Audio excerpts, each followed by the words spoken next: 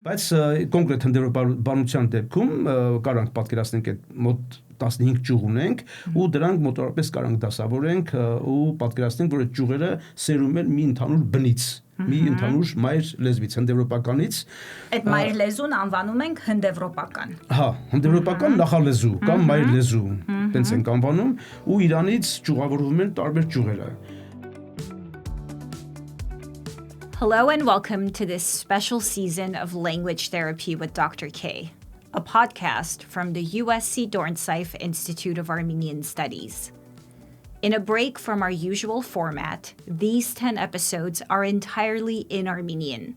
and devoted to the Armenian language itself, its history, its structure, its diversity, and the many narratives that shape how we understand it. My guest for the entire special series is Dr. Hraç Martirosyan,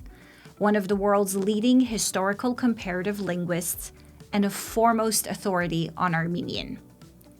Over the course of these conversations, we take on some of the most persistent and often emotionally and politically charged questions surrounding the language. We approach these sensitive topics through conversation, bringing together our collective scholarly expertise in historical comparative linguistics and sociolinguistics to unpack myths, clarify misunderstandings, and most importantly, situate Armenian where it belongs, as a living, changing language shaped by history, contact, and its speakers. All episodes are subtitled in English and available on YouTube. We're so glad you're here, and we invite you to listen with curiosity. Hraç Martirosyan ջան, նորից ողջույն։ Նորից բարլուր շուրջան։ Ուրեմն հնդեվրոպական լեզուների ընտանիքը աշխարհում ամենատարածված լեզվաընտանիքն է։ Նոր տվյալները ստուգեցի, մոտավորապես 3.5 միլիարդ մարդ, այսինքն աշխարհի բնակչության շուրջ 46%-ը խոսում են հնդեվրոպական լեզվով, փաստորեն դարձնելով աշխարհի ամենամեծ լեզվաընտանիքը։ Բայց այդ լեզվաընտանիքում այս պահին, այսօրվա դրությամբ կա մոտավորապես 450-455 լեզու, այսինքն աշխարհի 7000 ավել լեզուների 6%-ը։ Որտեղ ավելի լայն լսարան ու խոսարան ունեցող լեզուներից են դրանք։ Այո, եւ ներկայացված է երկրագնդի բոլոր բնակեցված մայրցամաքներում եւ հնդեվրոպական լեզվաընտանիքը աշխարհի ամենից լավ ուսումնասիրված ամենաբազմալեզու լեզվաընտանիքներից մեկն է։ Դրա պատճառներից մեկն էլ նա բացեն, որ այդ գիտության լեզուները անգլերեն, գերմաներեն, իտալերեն, ֆրանսերեն, դրանք բոլորը հնդեվրոպական են, այլ նաև այստեղ կարևոր է այն, որ այդ հնդեվրոպական լեզուների մի զգալի մասով կա հին գիր ու գրականություն։ Այո։ Քիչ ընտանիքներ կան տենց, որ մի քանիսը Սեմականյանն էլ է հարուստ այդպիսի տենց ավանդույթներով գրավոր, դա նշանակում է, որ համ գրավոր մշակույթի մեջ են շատ ակտիվ ընդգրկված ու ավելի հեշտ ուսումնասիրության համար, ու բացի այդ հատկապես հենց մեր գիտության համար, պատմամատական լեզվաբանության, որովհետև եթե մենք ունենք մի քանի հազար տարվա գրավոր տեքստեր, դա նշանակում է, որ դեպի վերակազմության փուլ գնալու ճանապարհը մի քիչ ավելի, հա, այն աստիճանները, սանդուղքի աստիճանները հետո կտրվում են։ Ավելի մագլցելի են հիմա որոշ շապով մենք վերակազմում ենք դեպի ինչ-որ փուլ, երբ որ գիրը սկսվել է, հետո արդեն գալիս է սև խոռոչը, մինչև որ կարող ենք վերակազմենք։ Դե ես հենց այդ պատճառով ուզում եմ այս զրույցը նվիրենք հետևյալ հարցերին։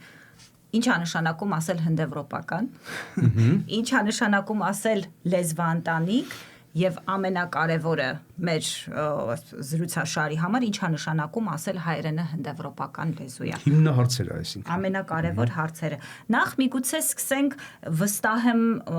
մեր դիտորդների մեծ մասը գիտեն, որ օրինակ անգլերենը հնդեվրոպական լեզու է, իսպաներենը, հինդին, ռուսերենը, բայց միգուցե այդքան հանրամատչելի չի, թե քանի ճյուղ կա հնդեվրոպական լեզվաընտանիքում եւ այդ ճյուղերի գլխավոր ներկայացուցիչները որոնք են։ Կարող ենք ընդհանուր արագ ներկայացնել։ Ու իդեպ շփոթացնող կարելի են նաև որ որոշ ճյուղեր, որ ասենք օրինակ ասում ենք Բալթյան ճյուղը, մեխանիկորեն գնում այնտեղ լիտվերեն, լատվերեն ու մեկ էլ էստոներեն միանգամից, բայց դա այն տարածքային են բացառություններից է, որ չէ, դա էստոներենը հնդեվրոպական չի, այլ ֆիննաուգրական ընտանիք է։ Նույն ձևով սկանդինավյանի մեջ էլ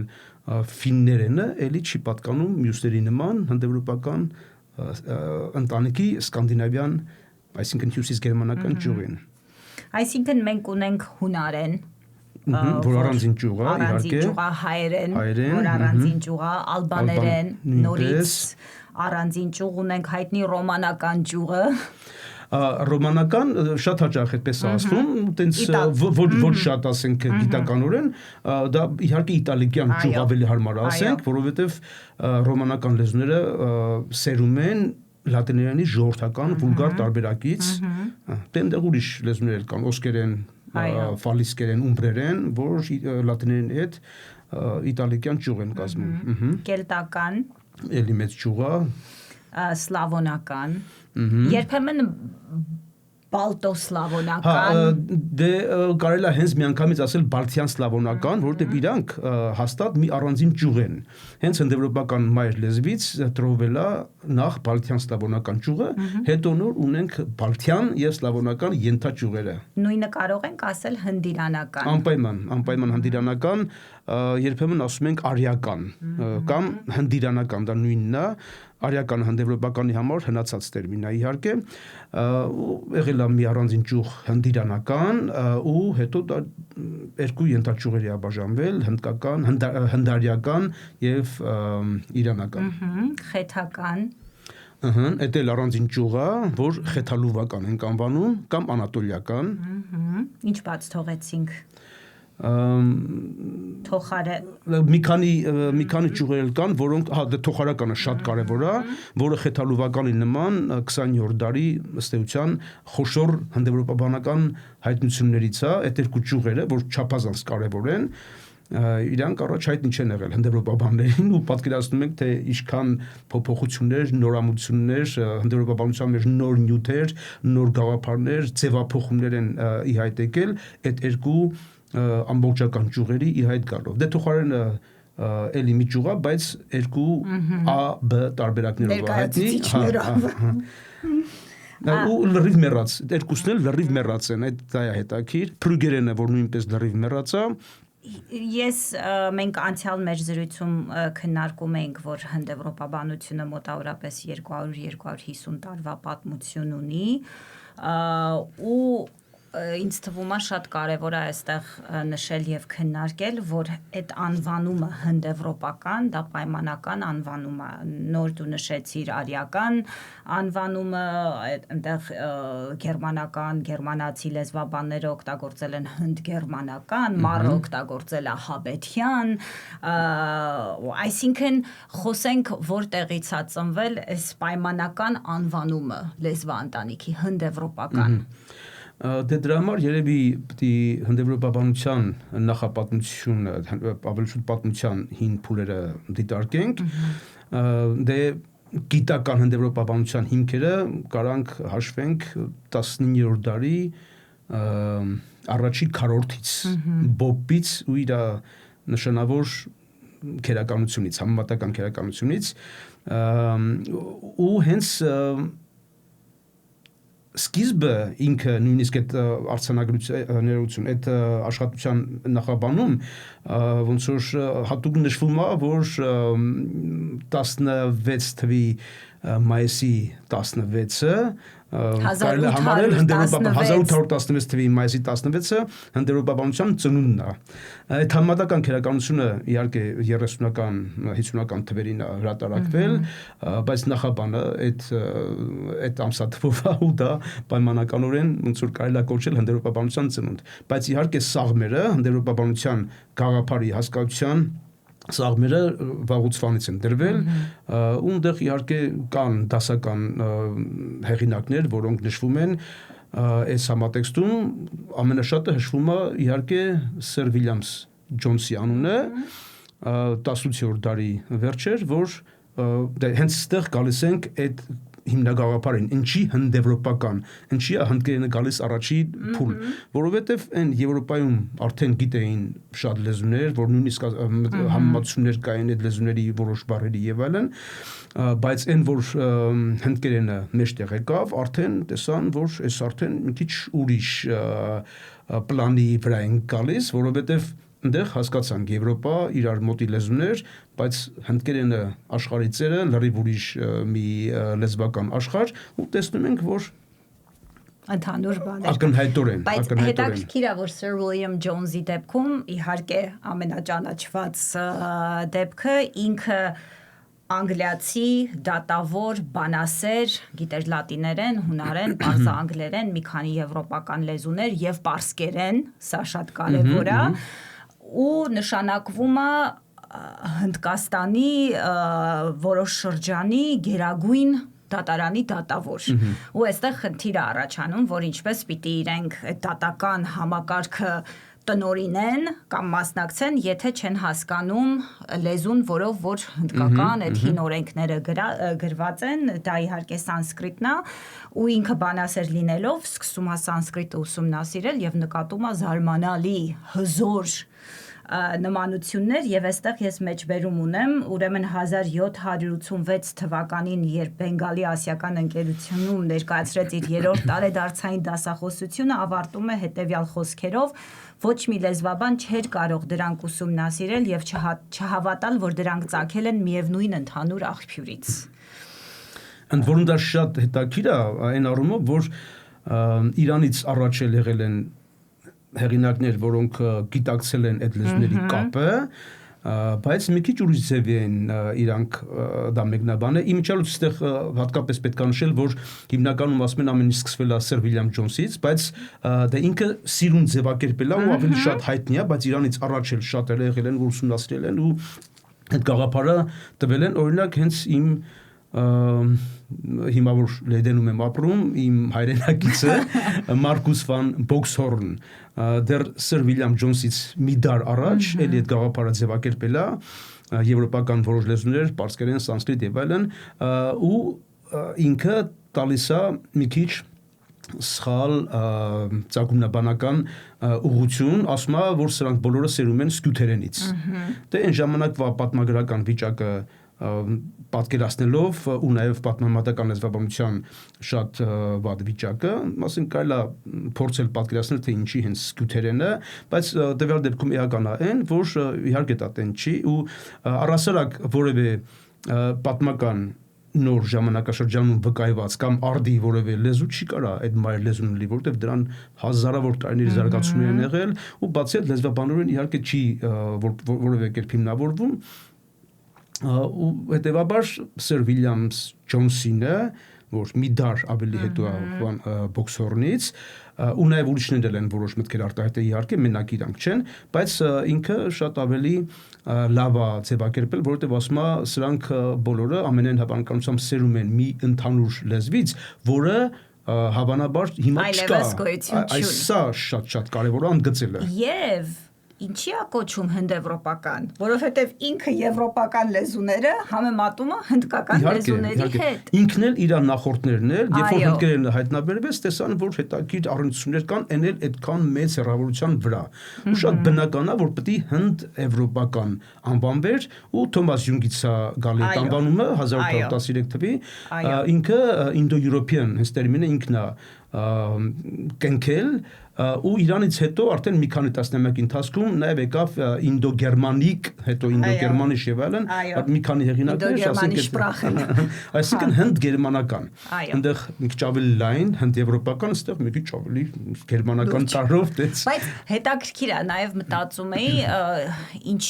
ինչ կենտրոնական դեր ունեն գերմանացիները եւ հատկապես լեզվաբաններ, բանասերները հնդեվրոպաբանության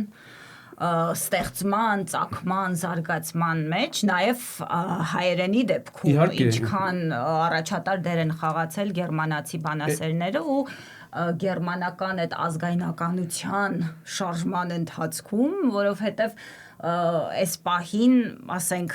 հատկապես երբ որ Նապոլեոնը հարձակվել գրավել է, 300-ից ավել ցեղեր են եղել։ Ու ինչ որ պահ արտնացել, պահ եկել, որ ընդհանուր մի բան գտնել, որ համախմբեն ու այս ազգայնականության ու ռոմանտիզմի ազդեցության տակ լեզուն եւ մանավանդ բանասիրությունը, բանահյուսությունը ծառայել են շատ լավ աղբյուր միջոց ու գերմանացիները ինչ որ բացառիկ դեր ունեն։ Հա, դե ակնհայտ է, որ հնդեվրոպաբանական ու ոչ միայն այդ լեզվաընտանիքի, բայց հատկապես հնդեվրոպաբանական գրականության մի զգալի շատ մեծ բաժինը, հատկապես հին ու միջին փուլերը համարյա ամբողջությամբ գերմանալեզու են, գերմաներենով են գրված։ Այս նոր ժամանակներում իհարկե անգլերենը շատ ավելի առաջ է գալիս ու բնականաբար անգլերենի առանց անգլերենի չկա պատմամատական լեզվաբանություն, այնուամենայնիվ երևի եկել է առաջի տեղը, բայց պատմականորեն գերմաներենը այդպես առանձնահատուկ ու շատ առատ այդ տեքստերի գրականության առատ ներկայությունն է, հենց հիմնականը։ Եվ երկու այստեղ դիտարկում, մեկ ուրեմն այստեղ նաև հասկանալի է ինչի հնդգերմանական, պայմանական անունը, երկրորդ ես քանի տարի առաջ, 10-15 տարի առաջ UCLA-ում, երբ որ հայագիտության դոկտորական թեզիս վրա էի աշխատում եւ գիտեինք, որ շեշտը լեզուն պիտի լիներ, ինձ իմ ղեկավարը հանձնարարեց, որ գերմաներենը լինի իմ երկրորդ հետազոտական լեզուն, որովհետեւ պնդեց եւ իրավացիորեն, որ գրականության մի մեծ մասը գերմաներենով է։ Մեկ էլ այս արիական տերմինի մասին է ուզում խոսել, այսինքն մենք հնդեվրոպական, հնդգերմանական, նաև արիական անվանումն է օգտագործվել այս լեզվաընտանիքի համար, արիական հնագույն հնդիկներն ու պարսիկները որպես ինքնանվանում են օգտագործել, ազնվական, որպես ազնվական, եւ իդեպ Իրան երկրի անունը գալիս է հենց այս Արիանա բայց սա արդեն հնացած անվանում է, այլևս չենք օգտագործում։ Այսինքն հնդիրանականի համար նորմալ է, որոշ հնդեվրոպաբաններ նաև էրիու իռլանդերենի հենց անվանումը նույնպես այս սրանից են բխեցնում, բայց նույնիսկ եթե այդ տերմինը պարզի որ հնդիրանականից ավելի հին ժամանակներում է էթնիկական կամ որևէ նման այլ համատեքստում գործածվել, էլի դրանից շատ բան չի փոխվում, որովհետև այդ տերմինը ակնհայտորեն հնացել է, այդ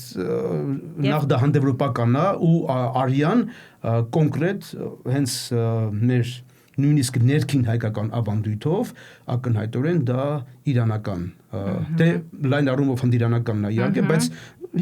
հեռու գնալ պետք չի 5-րդ դարի մեր տեքստերում 5-րդ դարի մեր ոսկեդարյան ու դրանից հետո էլ եկող տեքստերում հստակորեն տեսնում ենք, որ այնտեղ արիականը հենց պարսկական աշխարհն է, ունդեղ կա նաև ուրիշ տարբերակով ձայնավորի, ոնց որ ասենք այի է անցումով երան եւ աներան աշխարհները, այսինքն երանը հենց այդ իրանական արիական աշխարհն է, արյան այդ հենքով, իսկ մնացածը աներան, այսինքն ոչ իրանականի մեջ մտնող, էլի, ու մենք երկրորդի մեջ ենք մտնում բնականաբար, ու առասարակ այս ձևի համատեքստերում անընդհատ պետք է մենք հիշենք, ինչի պետք է ասենք անպայման, մենք ուզենք փոխել մեր ազգային կամ ցեղանվանական ինքնությունը, գիտակցությունը, արիացիները թող մնան արիացիներ, էտրուսները թող մնան էտրուսներ, բասկեր, մենք հայերն ենք։ Բայց իհարկե այստեղ նաև մենք տեսնում ենք, թե լեզվաբանական այս տերմինը ինչպես է շահագործվում եւ քաղաքականացվում, հատկապես 20-րդ դարի կեսերին այն ծանր համատեքստում, խոսական, այո, ինչ որ ծառայեցնելու այդ նպատակներին։ Դե խնդիրն էլ է, որ այդ համատեքստում մենք կարանք հասկանանք պատմականորեն ըմբռնենք նաև այն, որ եղել են փորձեր հայերին էլ արիացիներ համարելու, որովհետև այդ իրոք պետք է եղել ինչ որ առումներով ըստ որոշ մեր գրականության ու աղբյուրների, գիտենք այդ մասին իհարկե, բայց այդ ամեն ինչը պատմության գիրկն է գնացել, այդ ամեն ինչը գիտական հենք չունի, հետևաբար այսօր շատ ժամանակավրեպ են այն նյութերը, որ անընդհատ մեջտեղ են գալիս, դա պետք է ուղղակի թողնել մի կողմ ու զբաղվել գիտությամբ։ Լավ, հիմա հասկացանք, որ հնդեվրոպականը պայմանական անվանումը, հասկացանք որտեղից է գալիս, ծագումները եւ այլն։ Հիմա մի փոքր քննարկենք ինչ է նշանակում լեզվաընտանիք։ Լեզվաընտանիք, ըստ քո, ինչ է։ Լավ, դե, Լեզվաընտանիք, ըստ քո, ինչ է։ Լեզվաընտանիք, ըստ քո, ինչ է։ Լեզվաընտանիք, ըստ քո, ինչ է։ Լեզվաընտանիք, ըստ քո, ինչ է։ որովհետև խոսում ենք հնդեվրոպական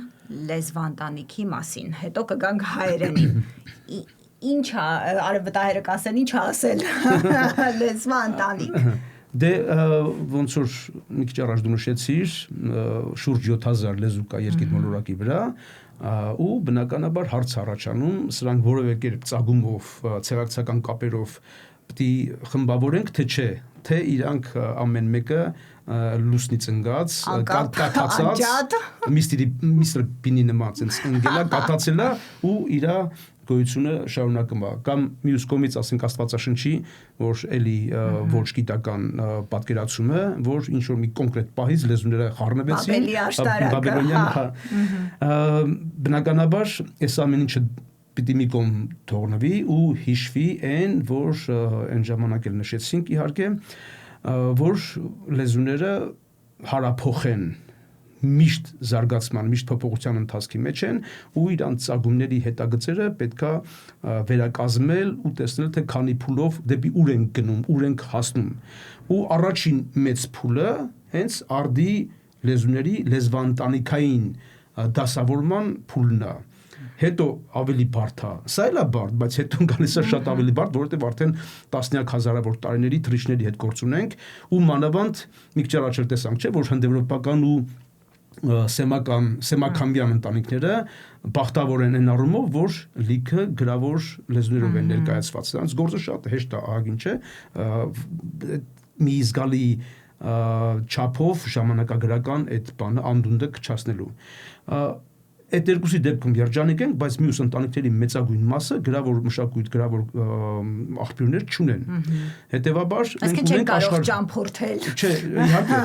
լրիվ ուրիշ ու ավելի բարդ երևի մեթոդներ է պետք գործածել, որ առանց ժամանակագրական հենարանների, շատ բարդ է, որ ունենք ասենք մի քանի 100 լեզու, ասենք Աֆրիկայում բանտու ընտանիք կամ չգիտեմ Ավստրալիայում կամ Ամերիկաներում եւ այլն, ու ակնհայտ է, որ դրանք ինչ որ ձևով նմանություններ ունեն, բայց մինչև հատուկ չքրքրես, չես կարող հասկանալ, թե այդ նմանությունների սահմանը որտեղ է, ասենք այս մեծ խումբը, ասենք 200 լեզուներ, որ իրար մոտ են անկասկած շատ նման են իրար բան, այդ նմանությունները ինչքան են համակարգային, երբ են սկսում արդեն վերածվել ոչ ցեղակցական, հարևանական, չէ, որտեղ կարող է մի որոշակի տարածք ընկում, կա մի ուրիշ ընտանիք։ Հիմա դրանց ուսումնասիրությունը շատ բարդ է, որովհետև ասեցինք արդեն տեքստեր չկան, որ վերակազմությունը տանենք, տեսնենք ինչ զարգացումներ են ունեցել ու վերակազմության հենց վերջնակետը ավելի հեշտանա։ Հրաչ, արդյոք տոհմածառի պատկերը գործածելի է այստեղ, եթե շատ պարզեցնենք, արդյոք կարող ենք համեմատել լեզվաընտանիքը ինչ-որ տոհմածառի, որտեղ կա մի նախահայր կամ նախամայր, որից սերում են զավակներ, թոռներ, ծոռներ, եթե շատ ասենք հետ գնանք ժամանակագրական առումով կհասնենք ինչ-որ ընդհանուր նախնի որոշ վերապահություններ չհաշվելով հիմնականում կարանք մի քիչ պարզունակացված մոդել է դա, բայց կոնկրետ հնդեվրոպաբանության դեպքում կարանք պատկերացնենք այդ մոտ 15 ճյուղ ունենք ու դրանք մոտավորապես կարանք դասավորենք ու պատկերացնենք, որ այդ ճյուղերը սերում են մի ընդհանուր բնից, մի ընդհանուր մայր լեզվից, հնդեվրոպականից։ Այդ մայր լեզուն անվանում ենք հնդեվրոպական։ Հա, հնդեվրոպական նախալեզու կամ մայր լեզու,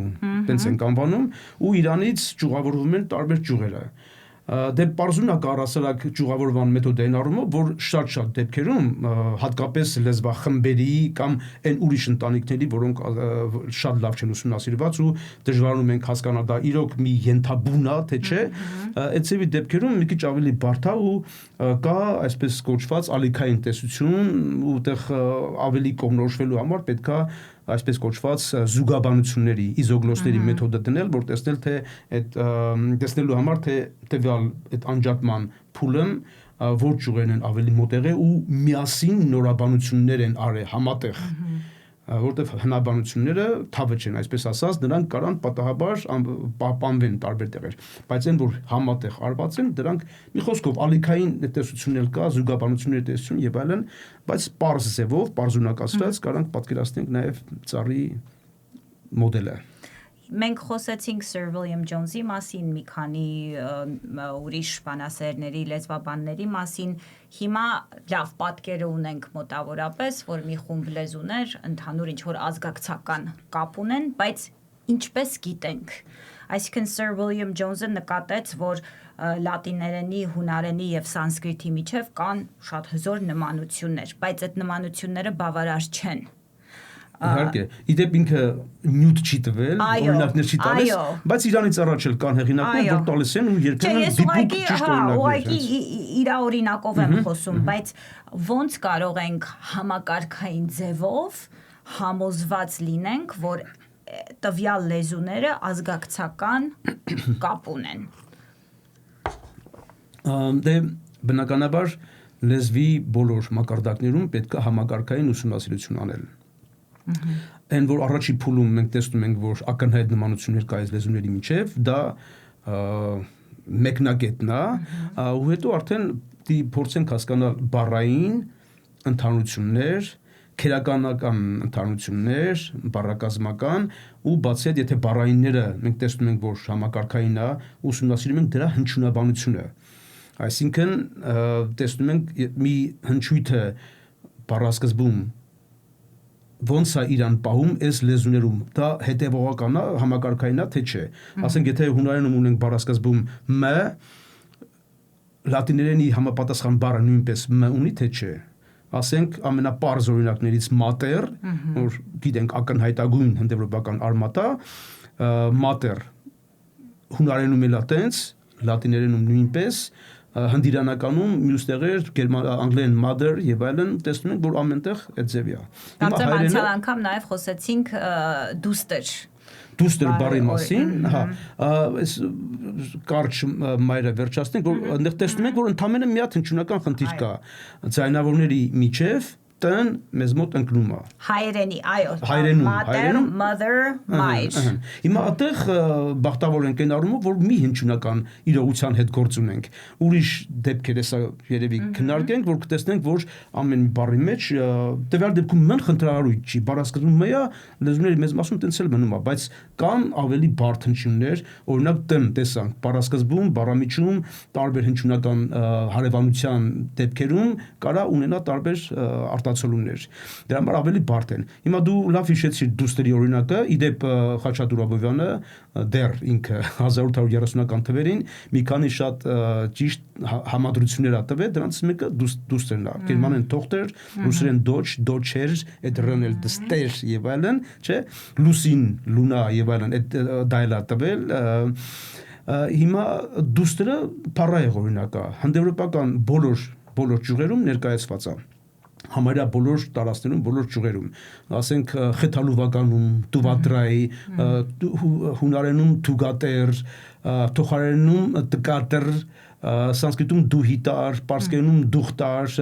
կելտականում նույնպես դուխտեր եւ այլ ձևեր, անգլերեն daughter, ռուսերեն դոչեր, հայերեն դուստեր, հեչ հնար չկա մտածելու, որ կարան դստեր, այդ շատ լավ հիշասիր, որովհետեւ նաև քերականությունը, ոչ թե նաև, այլ քերականությունը էլ ավելի է գալիս ամրապնդելու այս ամեն ինչը, որովհետև փոխառությունները կարան շատ լեն ու սխալ տպավորություն տան տվյալ լեզվի ծագումնաբանական հենքի մասին։ Ոնց օրինակ հենց մինչև Հյուշմանը կարծում էին, թե հայերենը Իրանը հնդեվրոպական է, բայց իրանական ճյուղի, որտեղ լիքը փոխառություններ ունենք, չէ՞։ Բայց մի քերականություն է, որի մասին հուսամելիք խոսանք, բայց հենց այդ դստեր բառի օրինակով հունարեն ասենք ունենք թուգատեր, որ նշանակում է դուստեր ուղղական հոլով, բայց սեռականը թուգատրոսից բացի թուգատերոս։ Հիմա հայերենում վերջի վանկը ընկնում է, բայց թուգատերոսը գալիս է հայերեն դստեր։ Այդ պատճառով է, որ սեռականում գրափարում մենք ունենք դուստեր եւ սեռականում դստեր։ Փառահեղ է, ոչ միայն բառային նյութ ունենք մենք, այլ քերականական ու դա համակարգային է։ Հրաչ, այստեղ ուզում եմ ընդգծեմ մի բան, որ դու միշտ կրկնում ես եւ ես ընդունում եմ, որ դա կարևորագույն գաղափար է, այս երկպլան նմանությունների ու օրինաչափությունների համակարգային վերլուծությունը։ Այսինքն, եթե մենք տեսնում ենք, որ այս տարբեր լեզուներում դուստեր երևույթը կոչվում է նման ինչ-որ անվանումներով, պիտի այդ նմանությունը համ իմաստային ձևով համընկնի, համ ձևը հենց ձև եւ բովանդակություն ամենտեղ այդ կմախքը այդ հիմնագաղափարը կա, չէ՞։ Դրա համար ոնց որ դու ասում ես դուստրը փառահեղօրինակ է, մենք ունենք մատեր մայր, հիմա կգանք վստահ է պատերին եւ բայց այստեղ ուզում եմ մեջ բերեմ երևի նորից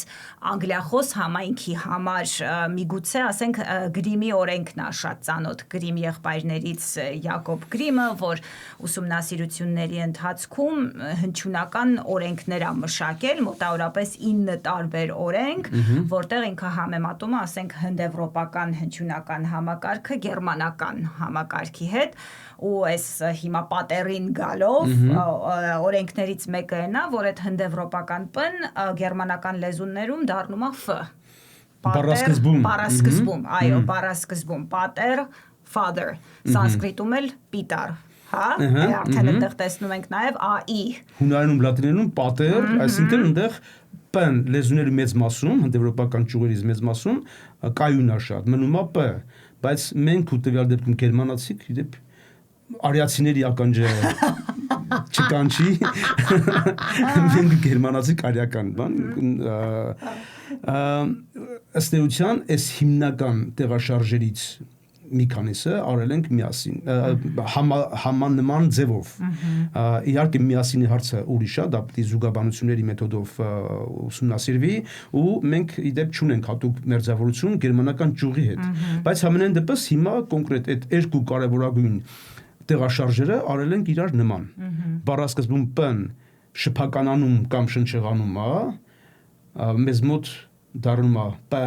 ֆ, հ անցումով, չէ, հյա դառնում բառասկզբում, այսինքն պատեր, father, հայր, բայց իրանց մոտ հենց ոնց որ father-ը ցույց է տալիս, իրանց մոտ այդ միջակա փուլի նման մի արտացոլում է դիտվում, չէ, որտեղ п, ֆ, հ եւ գերմանական ճյուղում ունենք ֆ ու դա նորից համակարգային է, որտեղ դա հնչյունական օրենք է։ Այդ քո ասած գրիմի օրենքը ու հետո Վերների հետ սերտաճեց Վերների օրենքը եւ այլն, ուտեղ դիտարկում ենք իրար հետ։ П-ն դառնում է ֆ, իսկ տնել հայերենում էլի բառամիջում էլ նորից պայթականությունը հիմնականում կորցնելով, նայած դիրքի, նայած հարևանի, մեր մոտ կոնկրետ տ-ն ընկնում է կամ վերածում է յ-ի, եթե իրանց տո ի է, օրինակ մատեր դառնում է մայր, չէ, այնտեղ մի հատ օրենք ունեինք, բայց պատեր, հայր, այստեղ արդեն երկու օրենք ունենք, п-ն դառնում է հ, դա դասական է, ամեն դասընթացի անխուսափելի է, որ այս դասականագույն օրինակները չասես, որտեղ դա շատ հստակ է, հա ու մեկ էլ որ դու հարցրիր այդ գերմանական ճյուղի մյուսը, որ էդ էլ BDG, էդ էլ ուրիշ շարք է ձայներները, դա մեր մոդել, իրանց մոդել խլանում են, պայթականությունը պահպանում են, ի տարբերություն դրա, բայց խլանում են, դառնում են ՊՏԿ։ Հիմա հստակ օրինակ տանք, որտեղ համ դա ենք դիտում, համ էլ բառասկզբի ֆ-ն, ոդկը։ Իմ հաջորդ օրինակներ լինելու։ Հա, հրաշալի։ Ֆուտ, չէ։ Հնդեվրոպականում պոդ արմատ ունենք, պետ և պոդ։ Իդեպ անգլիախոսների համար, podiatrist, pedestrian, որովհետև անգլերենը հաճախ պահում է համ լատինահունական արմատը, համ գերմանական, այսինքն անգլերենում այո մենք ասում ենք foot, բայց եթե պիտի գնաս բժշկի մոտ, դու գնում ես podiatrist-ի մոտ, որը արդեն բնիկ գերմանական չի, որը արդեն փոխարված է։ Դրա համար պիտի տարբերակ ենք իհարկե, կամ վարորդները, որ ասում են pedal, բան, չէ, pedal-ը լամին արմատից։ Այո, այսինքն pod, բառասկզբի п-ն դառնում է արդեն ֆ, իսկ մեզ մոտ հյա դառնում, եթե իրանից հետո օ ձայնավոր չի։ Հետևաբար այդ պետ ոդ արմատից մենք ունենք հետք բառը, հետ բառը ակնհայտ է, հին ժամանակ դա նշանակել է եւ ոդք, ոդքի հետք եւ հետո արդեն առասարակ հետք ու այստեղ ունենք հետիոտնը իհարկե հետիոտնը փայլուն իհարկե անպայման ոնց որ նույնի ձայնդարձային այդ ձայնդարձել հնդեվրոպաբանության կարևորագույն դրույթներից մեկն է դեռ ձայնավորը կարա փոխվի a-ից o հետո էլ ընկնի 0 ձայնդարձ դառնա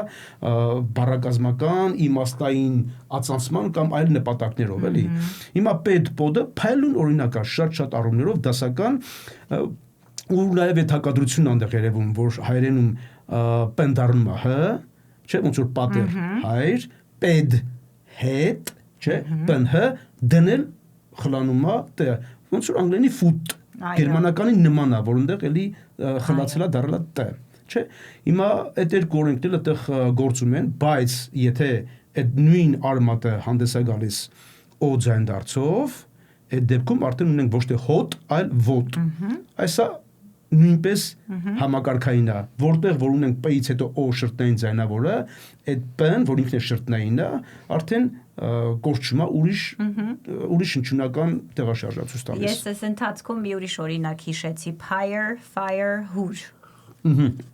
էլի տեսնում ակնհայտորեն նույնն է էլի п ֆ հ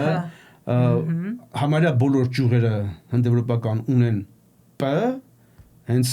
պարզ խուլ տեսքով ոչ շնչեղ ոչ ձայնեղ ու իդեպ խեթերենից սկսած ընդ որում դա մի փայլուն գոյական է որ լրիվ ուրիշ համակարգ է ուղղական հոլովը ռեովը իսկ թեքը ն պահուր եւ պահուն ու նույնը մեզ մոտ արտացոլված է հուրը եւ հուն հնոցի մեջ այստեղ մի հատ կամուրջ ցած կարեցինք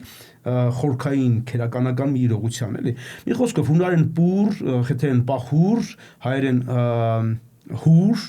այսինքն մյուս դեպքերում նույնպես п բայց գերմանականում ֆյուր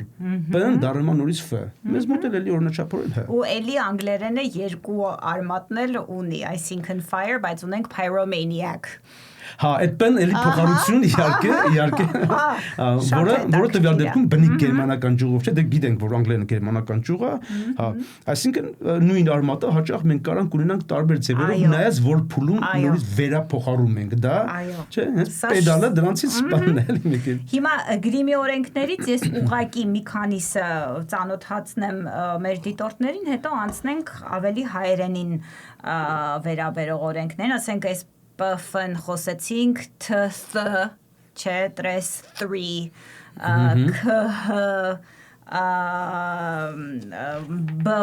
դ տ գ կ ինքը այսպես 9 կանոնավոր հնչյունական փոփոխությունների օրենքներ է սահմանել ու այստեղ նորից եւ նորից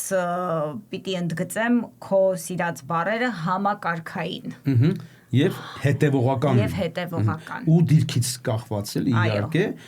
որ հենց նոր հիշատակեցի դրա կետերից մեկը որ այդ տեն ասենք ռեից առաջ բառասկզբում th-ը դառնում չէ շփականանում է այդ նույնը եղել է նաև հայերենում այդ պատճառով է որ տրես բառը որ նշանակում է 3 դառել է thres այդ th-ն այդ բառասկզբում ռեից առաջ այնքան է թուլացել որ ընկել է մնացել է ռե հիմա հայերենում գիտենք ռ չի կարող լինի բառասկզբում դրա համար հենարան ե է ավելացել ու դա նորից համակարգային է նորից հետևողական է հետևաբար ռեն դառել է 3 քն էլ հոգնակիր է Անգլերենով կասեին and that's the cherry on top Իսկ հրաչ երբ է լեզվաբանների մոտ այդ գիտակցությունը առաջացել որ հայերենն էլ է հնդեվրոպական լեզու որ պատկանում է հնդեվրոպական ընտանիքին Էլի աստիճանաբար ա եղել, մենք 17-րդ 18-րդ դարերից ունենք որոշ հեղինակներ, որոնք դիտարկում են ոչ միայն հայերենը այդ համեմատական փուլում, այլև կոնկրետ օրինակներ են տալիս Փայլուն օրինակներից հենց հետաքրքիր է որ հենց հայագիտության մեջ հայկական կյանքի ներսում ունենք Մխիթար Սեբաստացու 1769-ին ինքը տվել է մի օրինակ, որը ոչ միայն լավն է, այլև փառա եղա, որովհետև բացի այդ երկպլանից, մենք նոր ասեցինք, չէ, որ դա ելակետ պետք է լինի, ձև եւ բովանդակություն, նաեւ ինքը տվել է դրա քերականական ձևի ճշգրիտ նույնությունը։ Լատիներեն das-ը, որ նշանակում է դու տալիս ես, եզակի թիվ երկրորդ դեմք։ Հայերեն գրապարյան տասի հետ։ Մենք ունենք տամ, տաս, տա։ Ու Փառայեղ օրինակ չէ das եւ հայերեն 10 իդեպ նորից տեսնում ենք որ բդգ-ն մեր մոտ խլանում է դառնում է պտկ-ը դա լատիներենից չի գալի հանկարծ շփոթ նորից չլինի եւ լատիներենը եւ հայերենը հնդեվրոպական նույն ընտանիքի դուստր կամ ապեր ջուրեր են չգիտեմ ոնց ով ոնց կնախընտրի Քույր եղբայր Sibling այո հետեւաբար այդ դեի փոխարեն մեր տեն խուլ համապատասխանությունը նույնպես չքնաղա, նույնպես օրինաչափա ու նորից ընդգծեմ, որ ստեղ քերականության գործնել խառնեցինք մեջտեղ։ Այսինքն ոչ միայն այդ բայը, որ ձևով եւ իմաստով համադրելի է, այլև այն, որ քերականական ձևն էլ նույնն է, երկրորդը S է։ Հիմա բա երրորդը որն է մեր մոտ, ընդ իրանց մոտ տնա, չէ, հնդեվրոպականում դատի, տիով հնդեվրոպականում տենց է եղել, մեզ մոտ դա դառնում է տայ, չէ, տամ, տաս տայ, բա էդ էլ չի համակարգային ու չքնաղ։ Բա մենք նոր տեսանք, չէ, որ մատերի փոխարեն մենք հայերեն ունենք մայր, տնն ընկնում է։ Նույնն էլ եղել է այնտեղ, տամ, տաս, տայ, այդ տին ընկել է ու դառել է յ։ Այսինքն նորից բառային, հնչյունական ու քերականական մի ամբողջություն։ Իսկ Սեբաստացուց անդին սկզբում լեզվաբանների մոտ, բանասերների մոտ են տպավորությունն ա եղել, որ այո հայերենը ակնհայտ հնդեվրոպական լեզու է, բայց պատկանում է հնդիրանական կամ իրանական ճյուղին։ Շատ հեղինակներ, տենց Վինդիշման, Պետերման, հայտնի դեմքեր են եւ ուրիշ հեղինակներ կան, որ տենց են մտածել, դե շատ ակնհայտ պատճառով, որ մենք ունենք շատ մեծ քանակությամբ շպար մեր մարմնի վրա, փոշի կամ քսուկ կամ չգիտեմ ինչ, փոխառություններ, որոնք մեր ընդհանուր մեր լեզվի անատոմիական խորքի հետ կապ չունեն։ Մենք առանձին ճյուղ ենք, մեր լեզուն առանձին ճյուղ է, բայց կան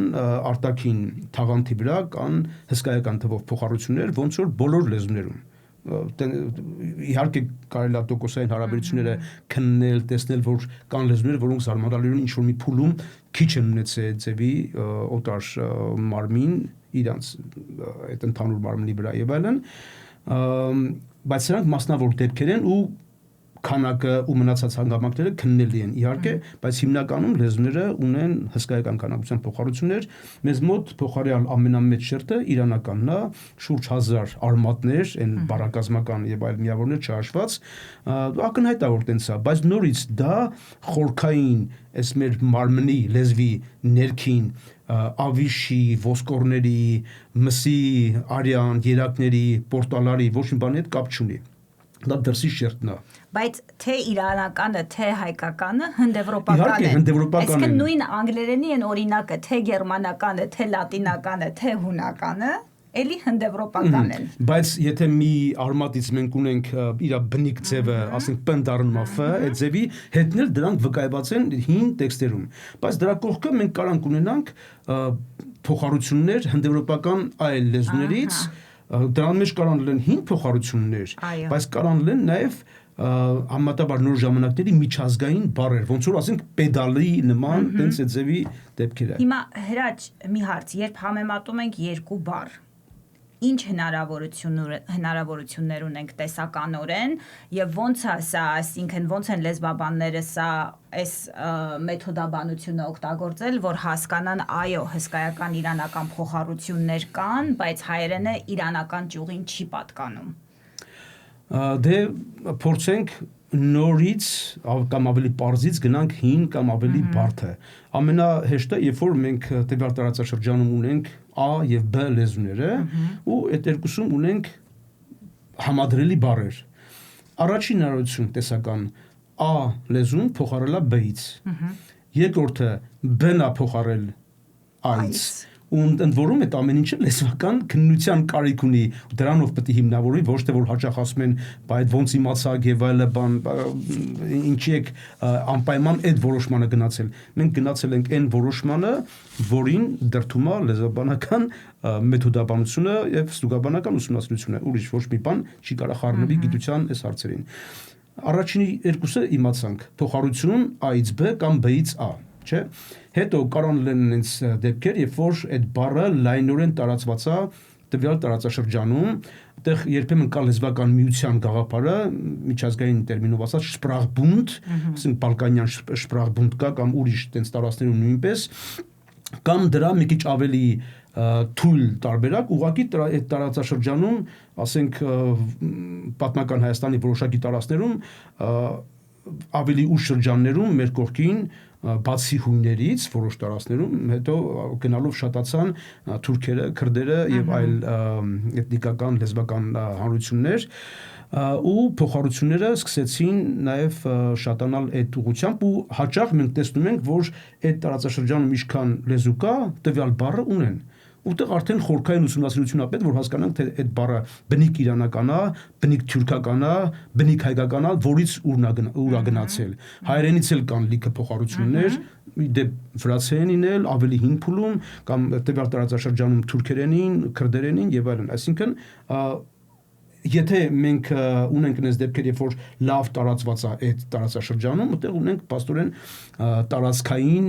կամ շպրախբունդային կամ դրա նման մի իրադրություն, բայց մանրամասն ստուգաբանությունը կարա մի քիչ ավելի հստակացնի ոնց է։ Սա պաստորեն երրորդն է։ Երբեմն ի վերջո տենց էլ չենք իմանում, թե որտեղից է գալիս։ Բարդ դեպքերից, ասենք, թոնիրը հիշենք, որ ամենայն հավանականությամբ սեմական լեզուներից է սկսվել, բայց դա էլ շատ հստակ չի, հին ու նոր բազում լեզուներ տարածաշրջանում ունեն, այդ բառը շատ տարածված է։ Ու ի դեպ շատերին թվում է, թե թոնիրը, քանի որ շատ հայեցի տերմին է, անպայման հայկական ծագում ունի, բայց դա տեն չի, բնիկ հայկական հնդեվրոպական արմատ այնտեղ չկա, այդ թեմաներով, այդ իմաստային խմբերում ունենք իհարկե բնիկ հայկական բառեր, բայց մենք ամեն բառի համար տալիս ենք տվյալ բառի ստուգաբանական հենքը, այսինքն ոչ մի զգացմունքային բան պետք է ստեղ գիտությանը չխառնվի։ Դա երրորդն էր, չէ՞։ Հետո կարա լինի հին ենթաշերտային տարբերակը, որը միջակայա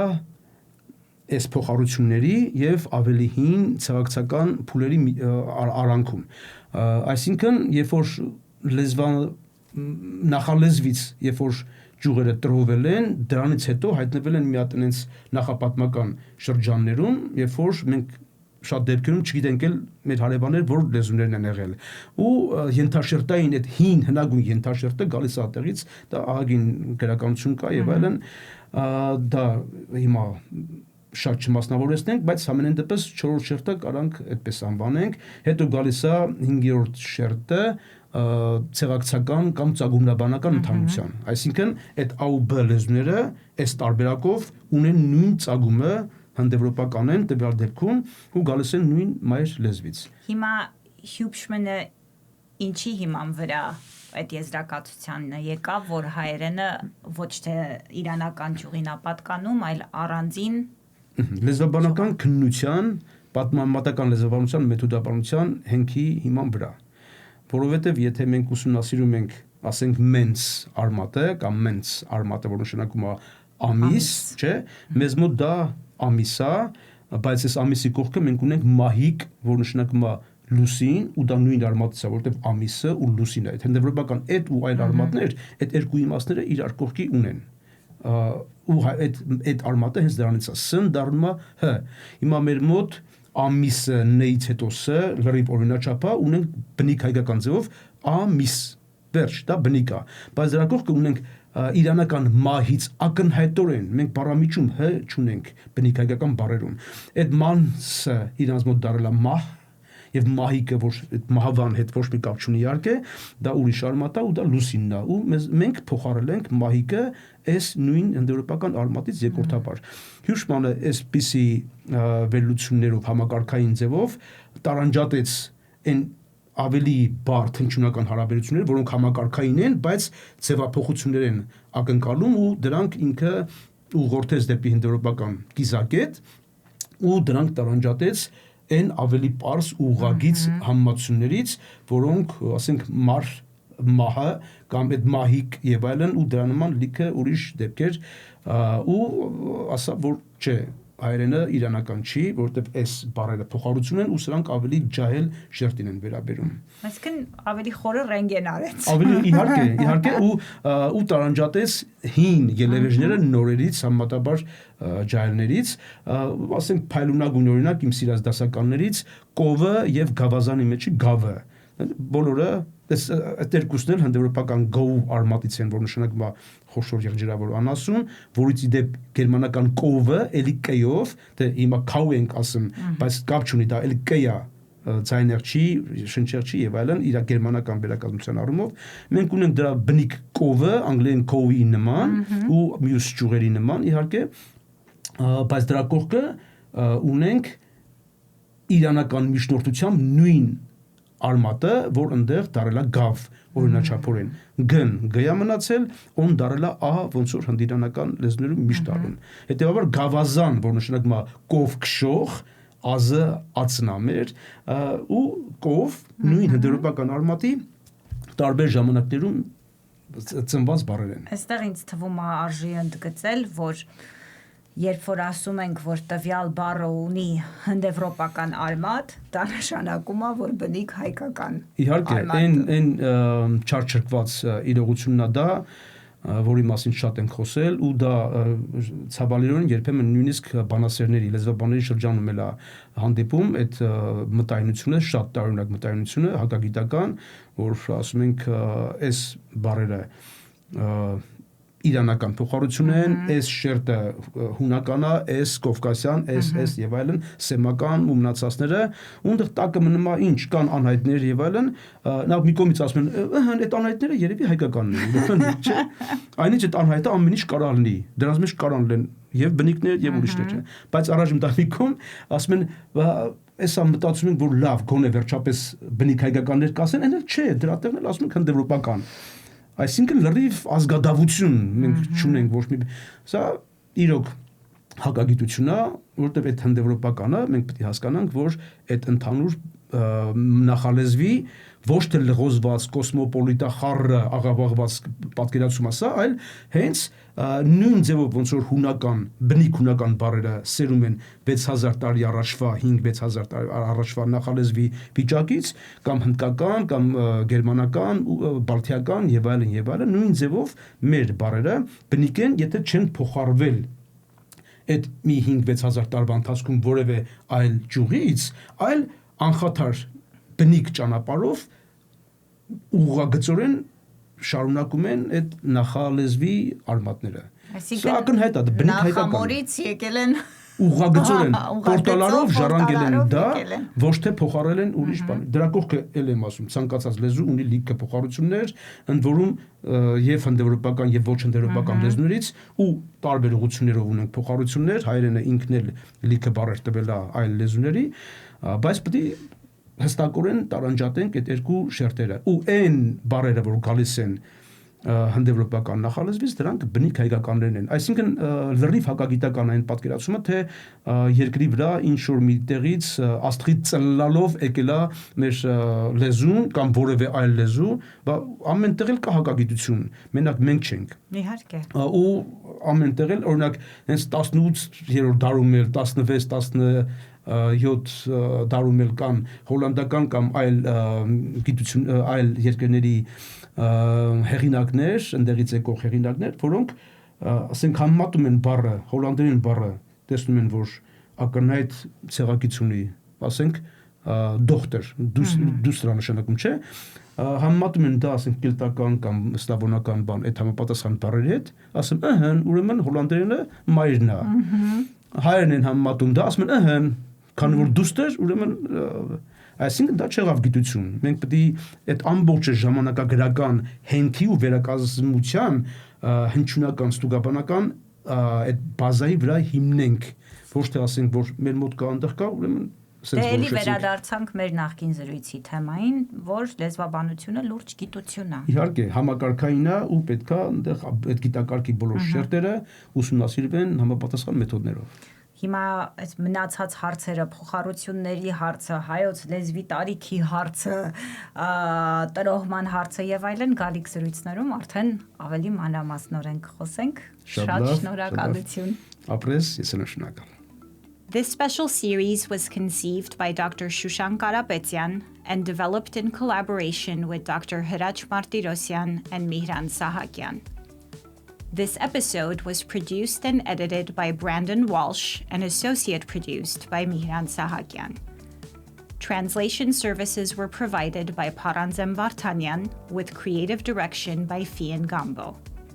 Language Therapy with Dr. K is a podcast from the USC Dornsife Institute of Armenian Studies.